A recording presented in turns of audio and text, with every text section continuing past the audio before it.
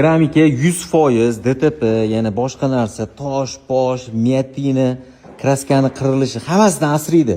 100 talik degan gaplarga ishonmanglar. Keramika nimaga kerak? Mana misol uchun, mana shu narsani kosmetika qilish kerak edi. Bu kraska tekkizib qo'yilganmi, nimadir bo'lgan.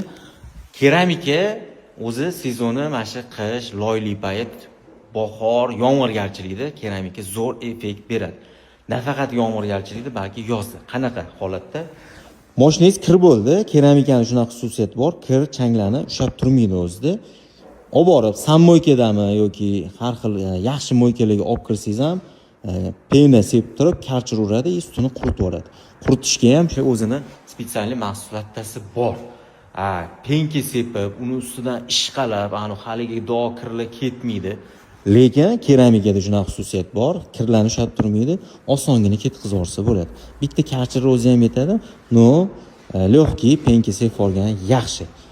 Mo'ykanglar ham vaqtidan yutasizlar, ham naqdidan yutasizlar, keyin mashinanglar har xil narsalardan ozgina bo'lsa ham zashti bo'ladi. Lekin eng zo'r zashti baribir brana plyonka.